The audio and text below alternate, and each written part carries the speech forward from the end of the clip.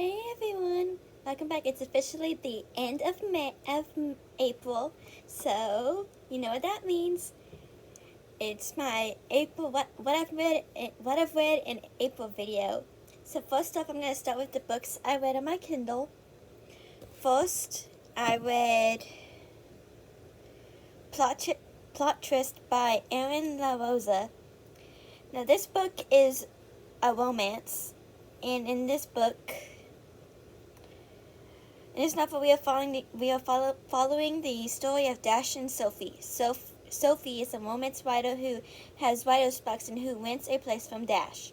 Dash is a former actor who loves pottery and is a recovering alcoholic.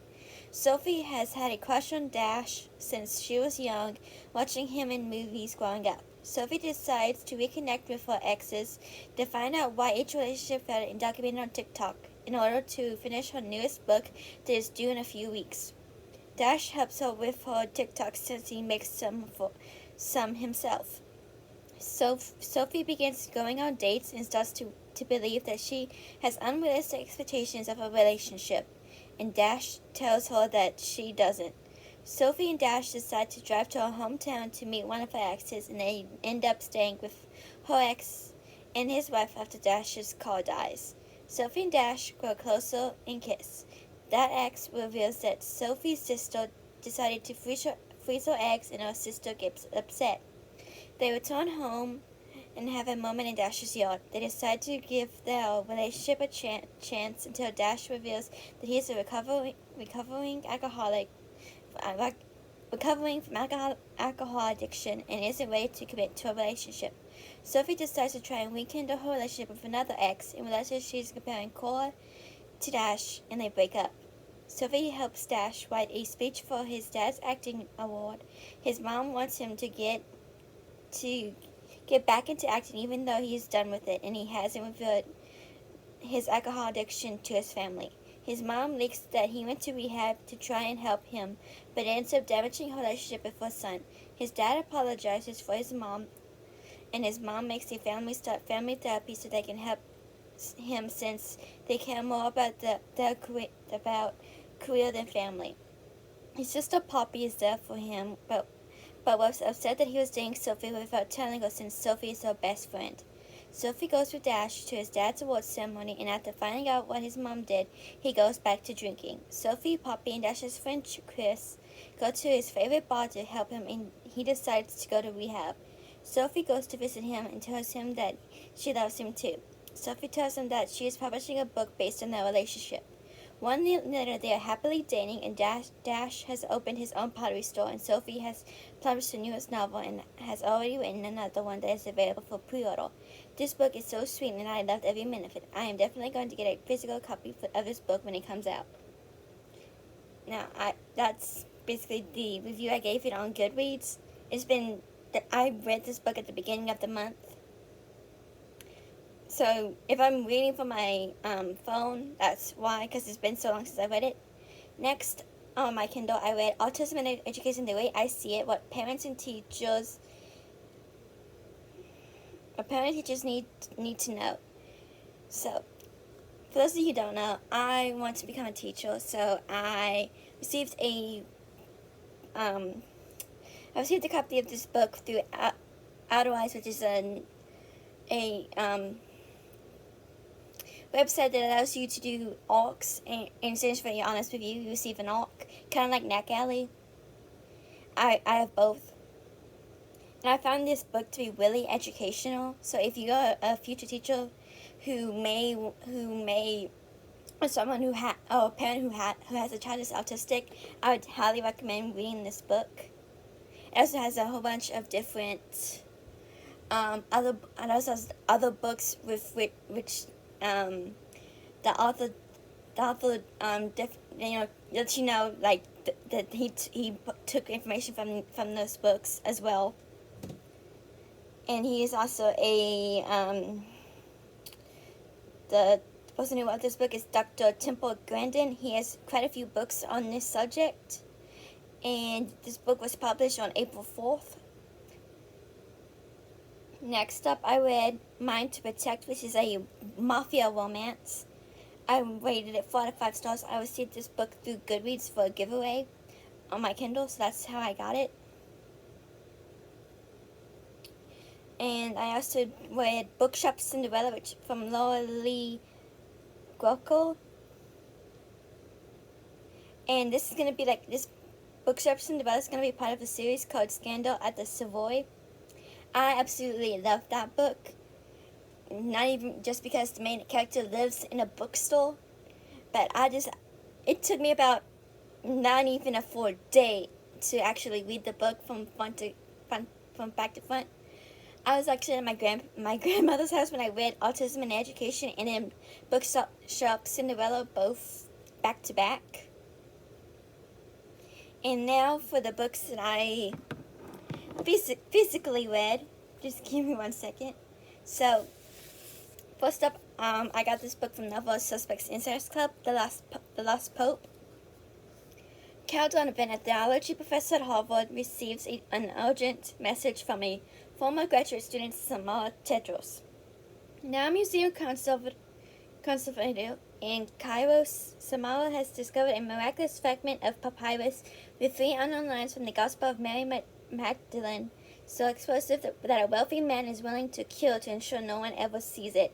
At the Vatican, another drama is developing. The new pope has defied centuries of tradition and appointed a nun, Sister Elisabetta Sestano, as his Secretary of State. Powerful insiders are outraged that a woman now sits as the second most influential person at the Vatican, and they plot to destroy her.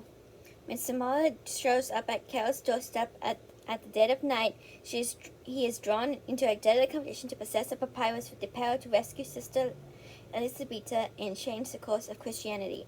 Now, this is more of a political thriller, so if you're really interested in something like that, I would highly, highly recommend this book.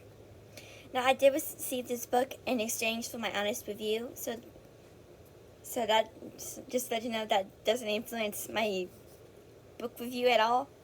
I'm actually going to be posting a book review on Goodreads closer to the date, which is June 6th, which is 2 days before my birthday. So I might just do like a special, like, what books are coming out the month of my birthday video. Let me know down below if you want to see something like that. And next, I read The Only Survivors by Megan Miranda, which was my April thriller pick for Book of the Month. And here is the synopsis for those of you who may not have read it. 7 hours in the past, 7 days in the present, 7 survivors remaining. Who would you save? A decade ago, 2 vans filled with high school seniors on a school service trip crashed into a Tennessee ravine, a tragedy that claimed the lives of multiple classmates and teachers. The 9 students who managed to escape the year that night were irrevocably changed. It's a year later, after one of the survivors dies by suicide on the anniversary of the crash, the rest of them make a pact to come together each year to commemorate that terrible night, to keep one another safe, to hold one another accountable, or both. The annual meeting place, a house on the Outer Banks, has long been a refuge, but by the 10th anniversary, Cassidy Bent has worked to distance herself from the tragedy and from the other survivors. She's changed her mobile number, she's blocked the others' email addresses. This year, she is determined to finally break ties once and for all. But on the day of their reunion, she receives a text with an obituary attached. Another survivor is gone. Now there are 7, and Cassidy finds herself huddling back towards the group, wild with grief and suspicion. Almost immediately, something feels off this year. Cassidy is the first to notice when Amaya, the annual organizer, slips away overwhelmed. This shouldn't raise alarm except for the impending storm. Suddenly, they're facing the threat of closed roads and surging waters again. Then Amaya stops responding to her phone after all they've been through. She wouldn't willingly make them worry, would she? And as they promised long ago, each survivor will do whatever he or she can to save one another, won't they? A propulsive and chilling locked room mystery filled with dazzling hairpin twists that are the other signature. The Only Survivors is best-selling author Miranda's best novel yet. And I'll definitely have to agree. So basically, this book takes place on the course of 7 days, and on each day, you get the perspective of one of the 7 remaining characters, and what actually happened the day of the crash. And on the last day, you find out who actually caused the crash, which was definitely a very big cliffhanger. And that's all I'll say in case you guys haven't read this book yet. Next, I read Sally Hepworth's The Soulmate, which was the March Book of the Month pick. Now, I did receive this book through NetGalley. I received an authorized copy, and I can say it's definitely very much the same. So 5 out of 5 stars, and 5 out of 5 stars for The Only Survivors by Megan Miranda. The Golden Couple by Greer Hendricks and Sarah Pekkanen. Now, I did read this months before I picked this up for the February Book of the Month. As you can see, I kind of had a little kind of Book of the Month. But I had read this earlier, like last year, and I did not realize it until I started reading it, that it was actually a book that I read on my Kindle. When I did Kindle Unlimited for like the 30 days, and I read a lot of books during that time. So it's not exactly a book that is. Wasn't that really that memorable.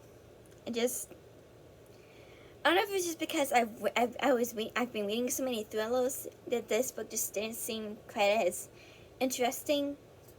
Because I stopped reading it like halfway through in February, which is why it took me so long to reread it again. And then the next book I also received from Novel Suspects Insiders, which was David Balaki's Simply Lies. Now, this book is available now as of me making this video, and I really enjoyed the 2 female characters. And at first they'll kind of pit against each other, kind of, one's trying and I'm trying not to spoil anything, but basically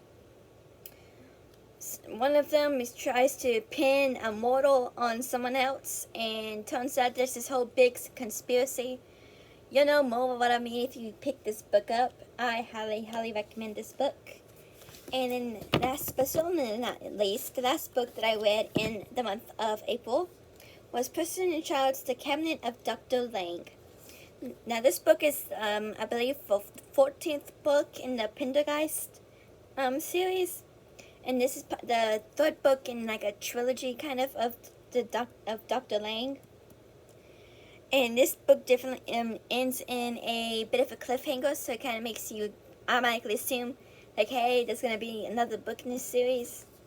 And I had never read this series before, but it was really easy to kind of figure out who was who and the storyline, because they do explain it. So you can pretty much read this as like a standalone kind of. But I also really want to try and find the other books in this series, because it's actually pretty interesting. I didn't think I would like it because it involves like time travel and stuff like that, and I'm not normally someone that reads books like that, but I actually really enjoyed this. So if you ever if you happen to see this, like I got this at my mom got this for me in Walmart, I believe. And so if you happen to go to your local Walmart and find this book, I would highly recommend reading that.